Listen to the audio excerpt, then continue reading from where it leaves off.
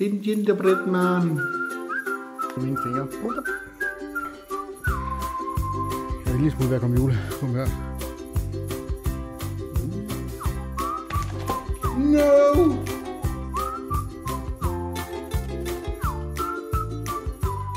Hej og velkommen til. I dag skal vi skåle sne. Nej, det sner. Det er december. Jeg vil lige smule være komme julehumør. Men i dag skal vi lave noget sjov. Vi skal nemlig lave et gingerbread house. Så det har jeg aldrig prøvet før. Og nu skal jeg prøve. Men først skal jeg lige skovle sne. Så Katrine hun er ved at bage gingerbread houset. Og så skovler jeg sne. Så det er mine fingre. Så har konen lavet gingerbread. Hun har lavet med vinduer i sin. Der er ikke nogen vinduer min. Det skal være gingerbread prison. Men nu skal vi have dem samlet. Man kan lige se din hale. Nå, nu skal vi have samlet det her. Mit gingerbread prison. Prison? Det må du godt kalde det. Der er ikke vinduer i min. Hvad? Det her, det var taget. Nej. Det var taget. Nej. Det var væggen. De store taget og de små er væggen. Okay. De store taget, de små væggen. Hold op. Det er porten, vil jeg sige. Skidegråt det igen. Nå, det kan jeg godt se. Hold op. Så det er taget. Det dufter godt, hva'? Det dufter godt. En gingerbread man. Det er Egon. Nu skal i fængsel.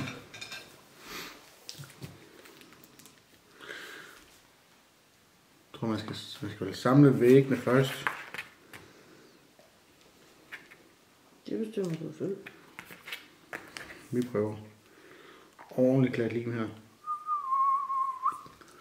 Eller det er så icing. Det er lige meget. Nej. Så skal vi have en væg på.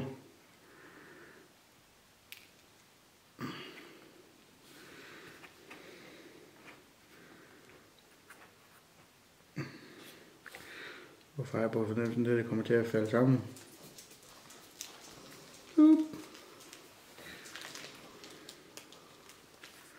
Nej, Tristan.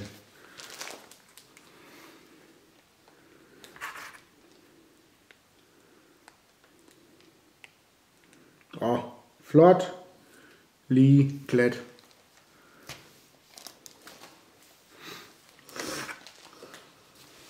Boop.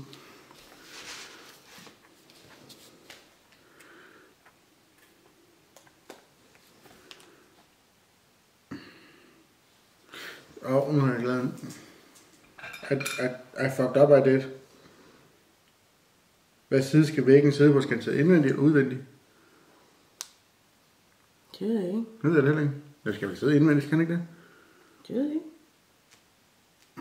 Har vi en... Jeg bare lige så du ved det du har i den pose her. Ja. Det er også til at dekorere med. Det er også til at klistre ting fast med. Ja. Ups. Vi gør sådan her. Sådan der. Du kommer til at hade dig selv lige om lidt. Det gør jeg. Ja. Prøv du bare løs. Det er fordi far laver nogle sådan flotte ting også. Nej, Tristan, har du set det? Nu lige.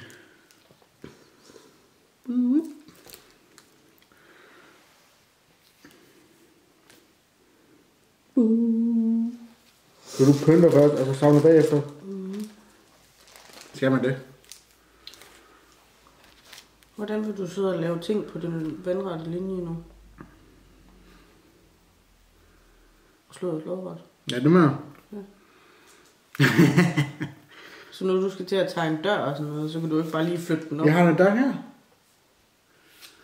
Hvis du skal lave noget på den vinduerne, side. Ja. Jamen, jeg finder på noget. Ja. Jeg er multikunstner. Multipart. him at this moment he realized he fucked up.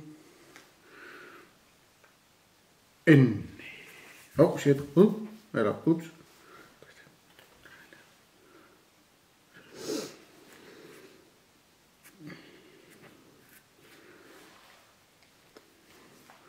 We got a house. We got a home. We got a home. We got a home. Så skal det jo ligge sådan der. Så der skal vi jo lave de der.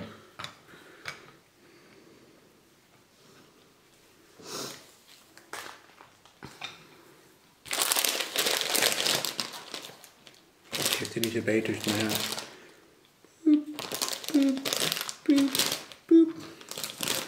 Den kan se, hvor så har jeg brugt det hele.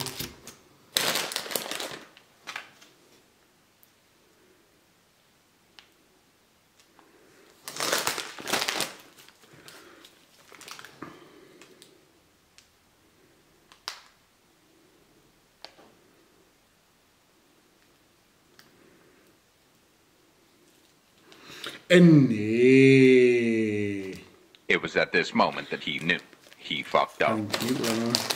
Det er jo på skuffen. Ja, det her.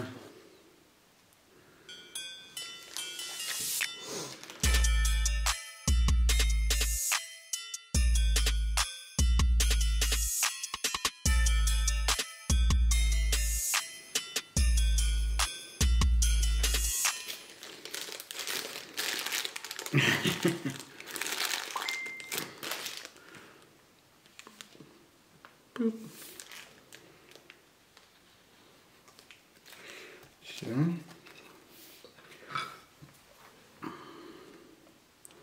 Det er, jeg skal have professionelle gingerbread husebygger. Tænker du ikke, det skal? Det tænker jeg ikke. Nå. I'm sorry.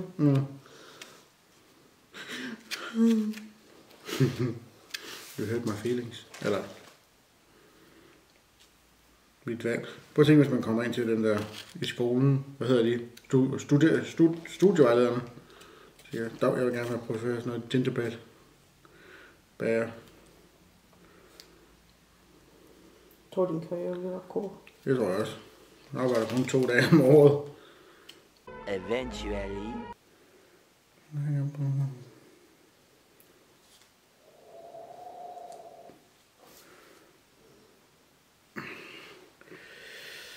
Yes. Kan du komme bare en lille smule længere ned? Det kunne du godt.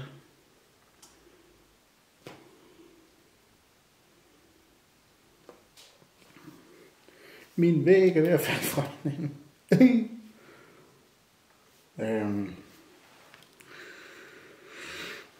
No! Hell no. Jeg tror, man skal lave taget først, så. Og så lægger vi væggen på.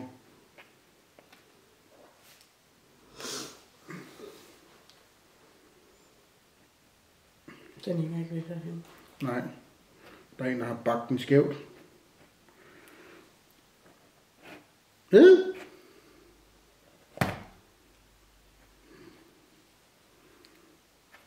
Er du sikker på, at det er de store, der skal være? Mm-hmm. De var jo et halvt år. De var jo lige så meget som et rigtigt tag, jo.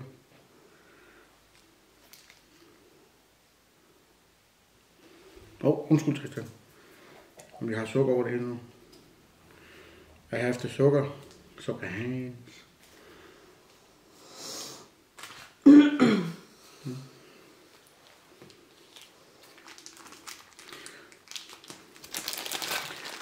Min største bekymring, Tristan, er, om vi skal spise halvdelen af det her tag her.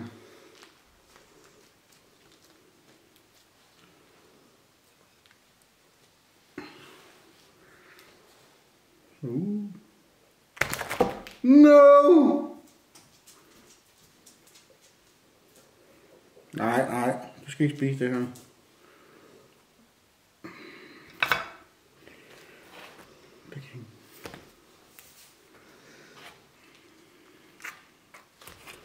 Du med lige i bunden, så. Ja.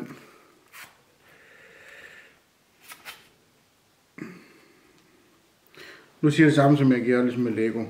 Det giver ikke nogen mening. Men hvorfor tror du, jeg sagde, at vi skulle samle det med lim i stedet for? Men det var du ikke med på. Jo, det var jeg. Nej, det var du ikke. Jo, det var jeg. Nej. Det er jeg nu. Ja, det er fint. Nu synes jeg, det er en altid i dag. Men hvad så propper den derud, som jeg måske snakker om til at starte med? Ej, jeg får smurt ind i sukker nu. Hvis du bliver stående.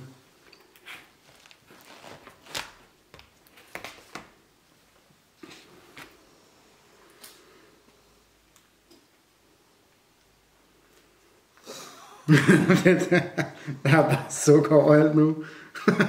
Det er godt, jeg har fået Sigurds... Det er det, jeg tænkte. Ja. Jeg har huset. Tror jeg nok. Det har stået i hvert fald 30 sekunder nu. Jeg har det her tørre, halvtørre isolering her, vi lige propper imellem. Så vi håber på, at det bliver. Så. Det bliver meget verdens kedeligste dekoration det her, vi har brugt alt på at få det til at lime.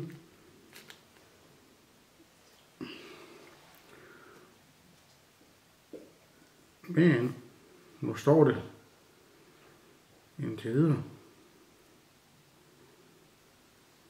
Så. Altså jeg siger bare, jeg er i gang med at fuge. 10 stille derovre. Jeg har også fuget. Det har jeg. Ja, ikke? Sig lige så godt som det er. Altså min den har fået fuge 40 i hvert fald. Ikke? Vi tror på, at det holder frem for skønhed.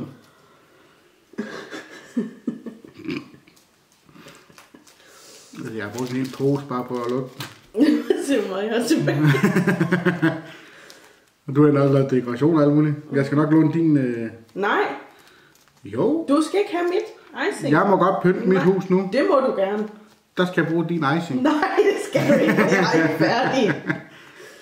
Glemme du. Glemme. Ja. Og vi har også glemt skorstningen. For et helvede der. Har du bare klistret den sammen? Ja. Jeg skal være lidt mere herover. Det her stuen er. Sådan. Og lidt mere lige. Hvem med de andre to? Hvilken to? Hvem med siderne?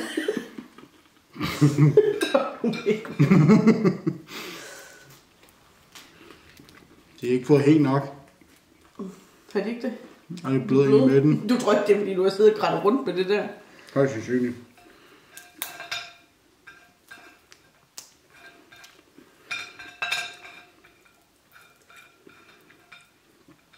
Nu man skal fortælle julehistorie, skal. Du fortæller bare. Hvad er din bedste julehistorie? Hvad er din bedste julegave, du nogensinde har fået? Det var bjergkøb en Grand Prix. Den julegave. Film? Ja. Med ekstra materialer? Yes. Gold edition nu. Sådan. På Blu-ray. På Blu-ray? Det er sgu godt nok. Ja. Hvad er der? Skal du ikke samle? Jeg er i gang. Det tager noget tid. Det er ikke superlim. Skal du ikke pynte? Jeg vil pynte. Jeg skal bare lige tænke over det. Jeg pynter min mund. Sure do. Jeg tror min bedste julegave, hvad jeg kan huske af, det var, da vi var små. Der fik vi det der Lions jul der. Hvad har jeg da fortalt dig?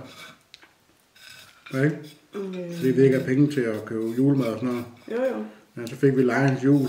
Det er fordi, jeg bliver i tvivl om du snakker til mig, eller om du snakker til kameraet. Nej, jeg begge to. Okay. Men kan jeg godt flere ting på en gang. Ja, okay. Okay. Og i den, der var der en bamse. Det er rigtigt, ja. En papegøje. Og den ligner ham der, Yasu, eller han hedder, for Løvernes Konge. Så jeg synes bare, det er den fedeste gave, jeg nogensinde har fået i mit liv. Skal man pynte taget? Ja, du skal det så. Du har overhovedet ikke puttet noget som helst pynt på den, når du sidder bare og skovler ind i hovedet. Det er fordi, vi er til byggemøde. Hvem er vi? Mig og mit ego. Okay. Ja. Så vi skal lige planlægge det hele. Ja. Okay. Det er det julelyset. Mit disco-julelys. Nu må jeg gerne sætte det på huset, uden det skal rundt på garagen. Du er bare på, hvor det ikke falder sammen. Tig stille. Nu jinxer du den. Nej, jeg har jinxet mig selv, for jeg skal sætte tag på den. Ja.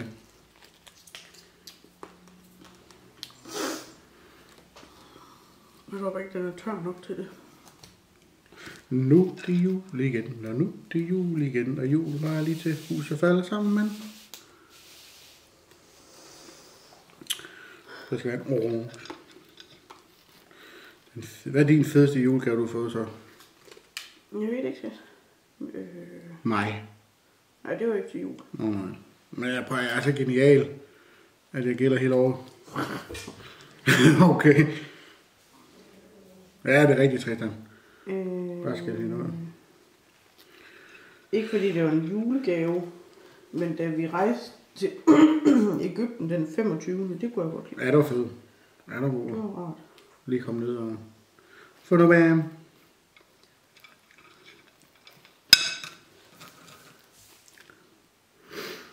Hvad er jeres fedeste julegave?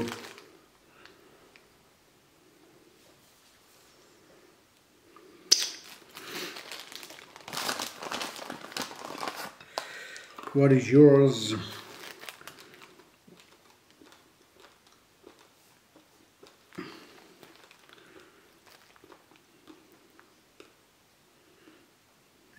Det der farveskema, det gik lidt i byggemødet har fejlet, drengen.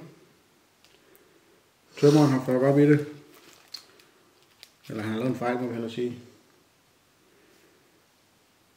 Nej.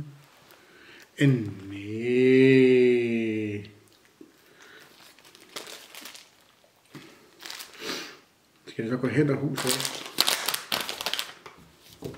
Ja, det gør vi.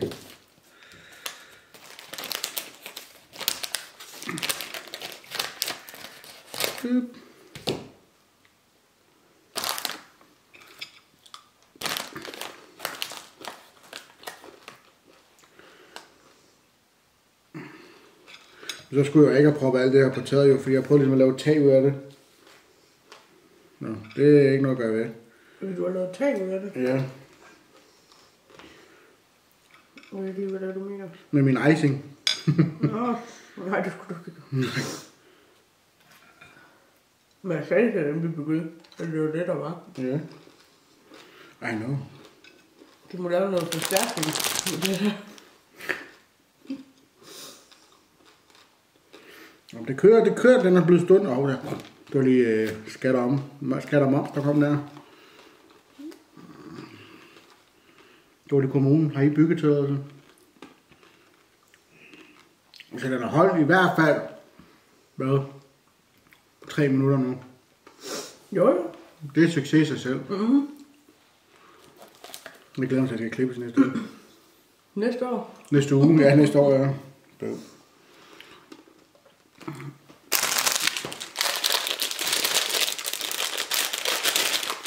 Emma Ems. Så vil du komme på.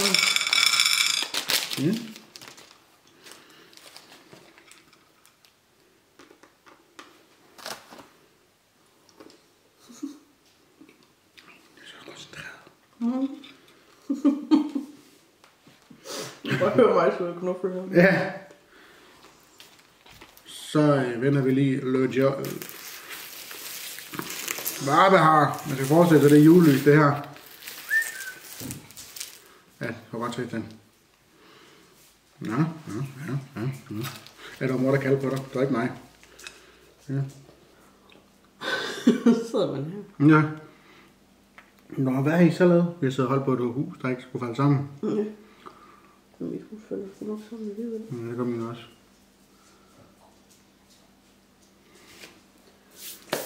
Do I have it?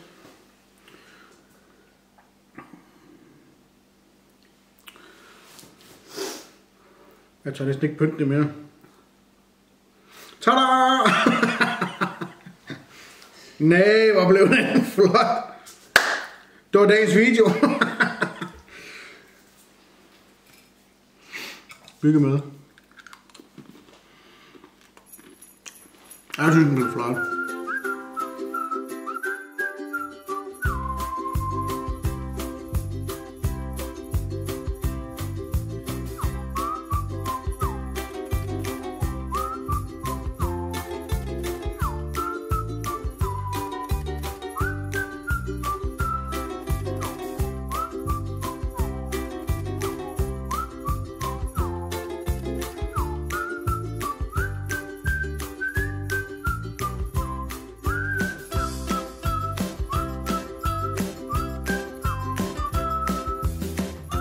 Vi blev overgået af Gingerbread House.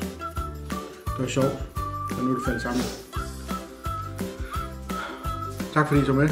Og hvis I kunne lide videoen, så giv den en thumbs up. Hop lige ned og subscribe. Og så giv den en lille bell, en lille ring. Så får I besked, når der kommer nye videoer. Og så nogen, der har lyst til at købe et gingerbread hus, så siger jeg bare til. Det er billigt til salg. Men den ene side står. Jeg vil bare sige tak fordi I så med.